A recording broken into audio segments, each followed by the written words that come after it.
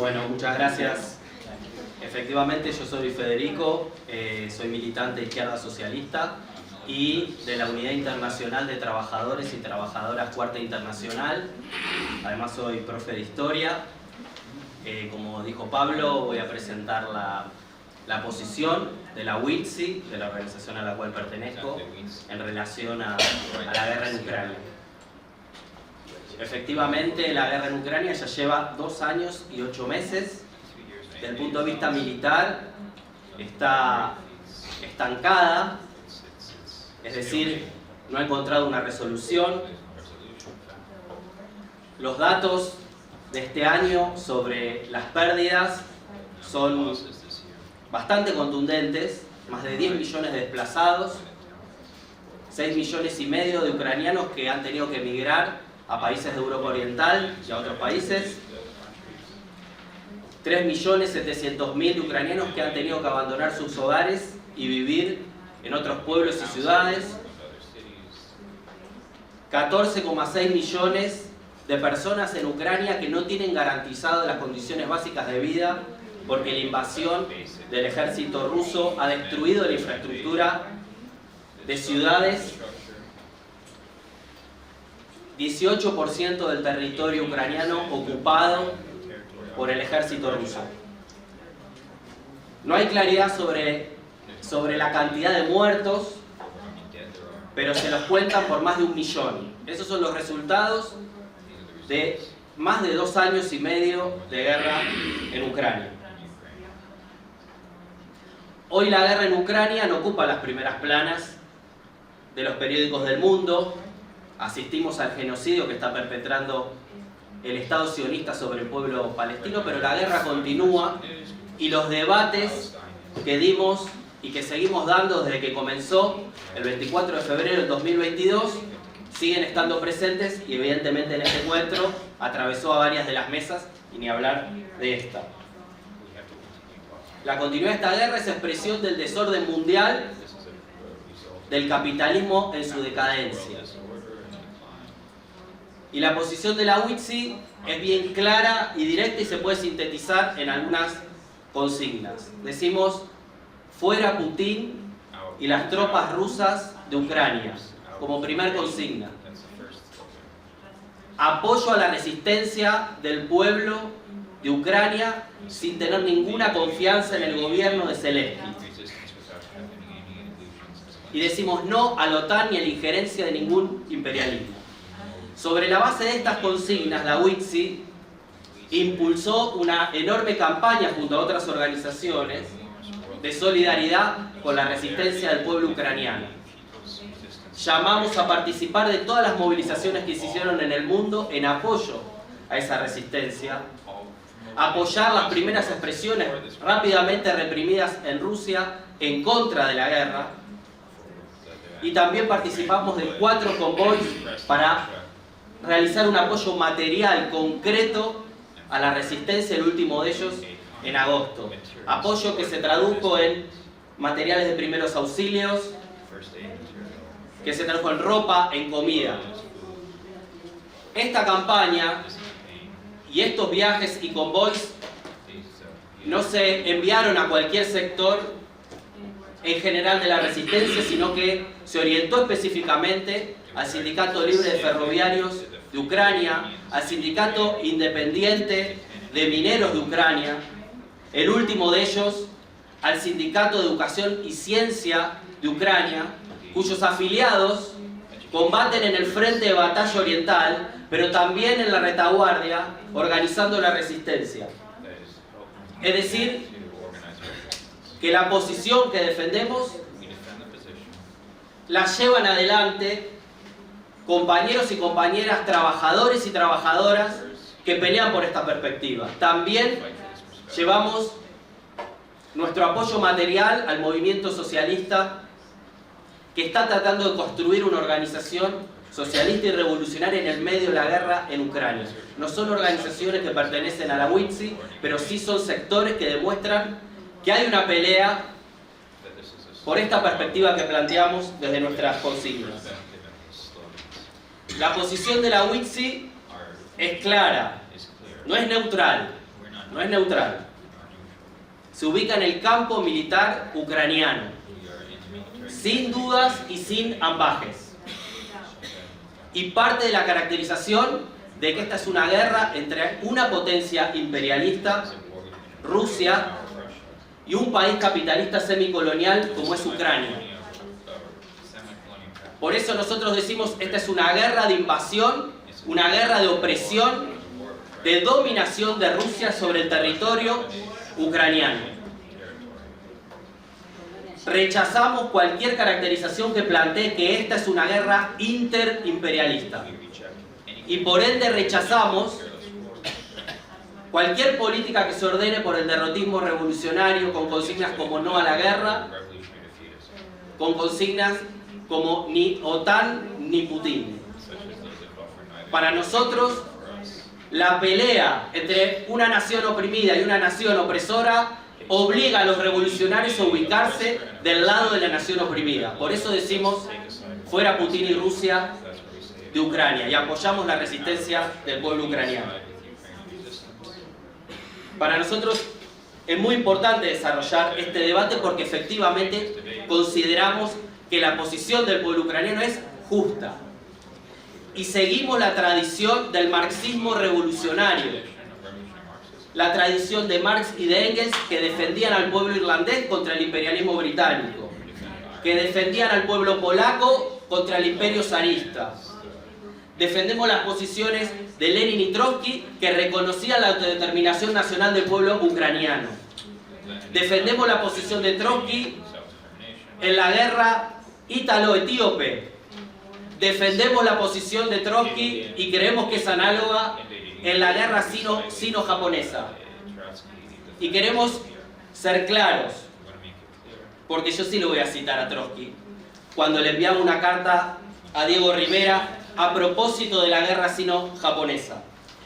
Y le decía, los trotskistas abrazamos la causa china contra Japón, sin abandonar el programa ni la independencia.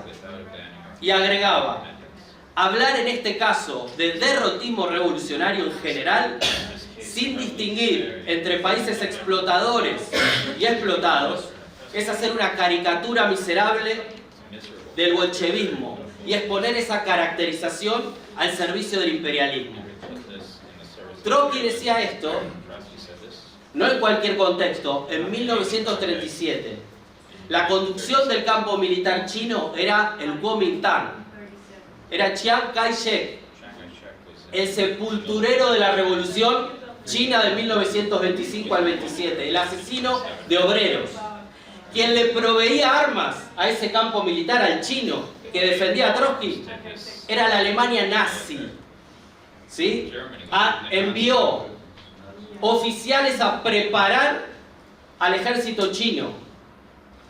Luego, cuando en el 41 la Alemania nazi acuerda con Japón, sigue el apoyo por parte de Estados Unidos a ese campo militar. ¿Sí?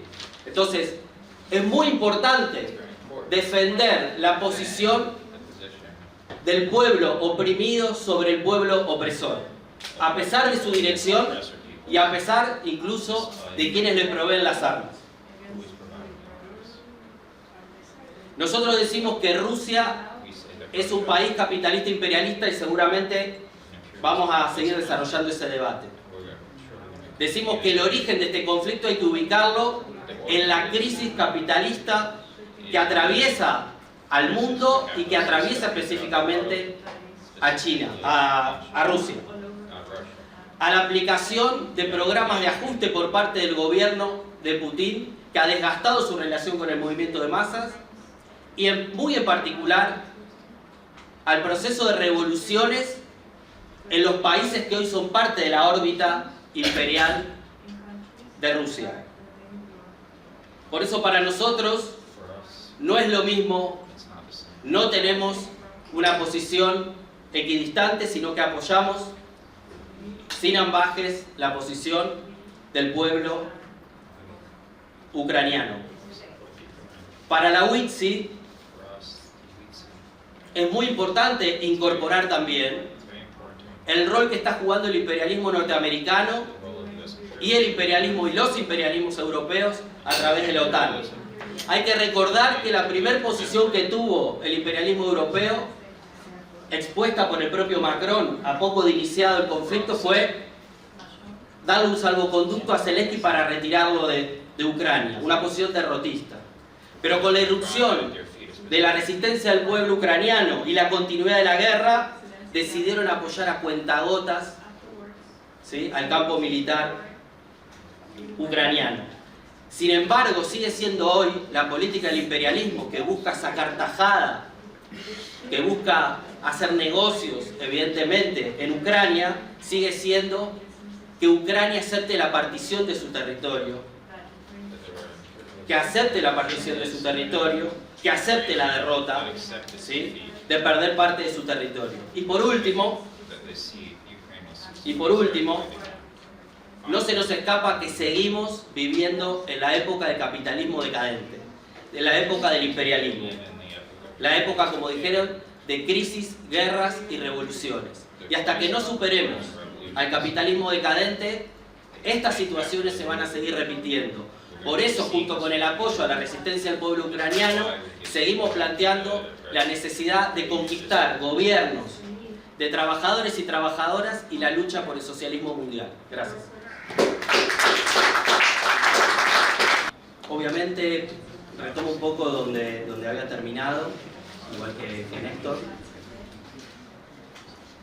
La continuidad del capitalismo decadente, la continuidad del capitalismo imperialista, efectivamente nos plantea día a día, nos enfrenta día a día ante la perspectiva de crisis, como la crisis económica que se inició en 2008 y que todavía no encuentra solución y que hunde a millones y millones en todo el planeta en la pobreza y la miseria. Nos enfrenta también ante la perspectiva de guerras, como la que estamos discutiendo hoy, pero también el genocidio del pueblo palestino por parte del ente sionista.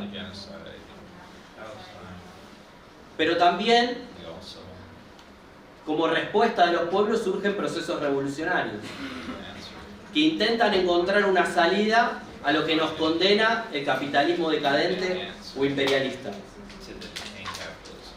No podemos negar la perspectiva, la posibilidad, la hipótesis de que este capitalismo decadente nos lleve a una tercera guerra mundial.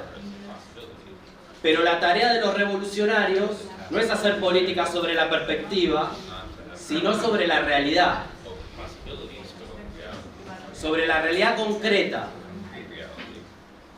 Siempre teniendo en cuenta las posibilidades y las perspectivas, pero se hace política sobre la realidad. Los compañeros decían, la realidad está multideterminada, ¿sí? Hay muchos determinantes y mencionaban dos. Es cierto, pero la realidad es una, y la política de los revolucionarios es una, y exige que definamos con claridad cuál es el elemento más determinante en los procesos concretos. Claro que nosotros planteamos, creo que todos los que estamos aquí presentes, que la única manera de superar el capitalismo decadente es con la revolución socialista mundial, es conquistando gobiernos de trabajadores y trabajadoras, y trabajamos por esa perspectiva. Pero eso no hace ocioso que analicemos los procesos en concreto, porque esos procesos en concreto nos permiten elaborar el programa de transición entre los problemas más inmediatos que sufren los pueblos del mundo y la salida socialista por la cual bregamos. Por eso nosotros no podemos reemplazar un análisis general que plantea que es una guerra imperialista por el análisis específico de lo que está pasando hoy en Ucrania, bien concreto. Nosotros decimos con claridad, Rusia es un país capitalista imperialista, y queremos abrir el debate. ¿Qué falta para que el resto de los compañeros definan que este es un país capitalista imperialista? ¿Por qué dicen que no se puede dar sobre un proceso pacífico cuando el proceso de restauración capitalista en Rusia, como en China y en otros países, no se dio de manera pacífica. ¿Cuál fue el proceso que se dio de manera pacífica? Para la restauración del capitalismo en China tuvo que haber un Tiananmen. Tuvieron que derrotar a los estudiantes y a los trabajadores de China. Para que exista una Rusia capitalista e imperialista tuvieron que derrotar la revolución política, tuvieron que imponer la propia burocracia, la nomenclatura, tuvieron que imponer frente a los propios pueblos de la Unión Soviética su programa. No hay ningún proceso pacífico. No hay ningún proceso pacífico. Son países capitalistas y en el caso de Rusia, imperialista, que ejerce su dominio sobre las nacionalidades que antes eran parte de la Unión Soviética. Eso es muy importante definirlo. Hagamos ese debate, sigamos debatiendo eso.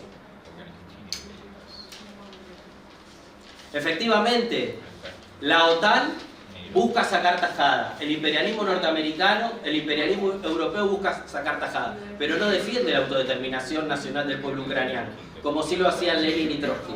Por eso dicen paz inmediata, partición, que la región oriental se la quede Rusia. Esa es la propuesta. Esa es la propuesta del imperialismo norteamericano y del imperialismo europeo.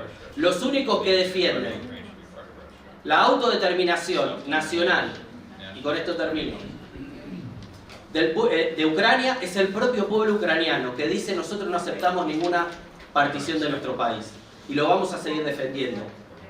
Por eso para nosotros es muy importante decir: fuera las tropas de Putin y de Rusia de Ucrania, apoyo a la resistencia del pueblo ucraniano, independencia política de Zelensky y no a la OTAN. Muchas gracias.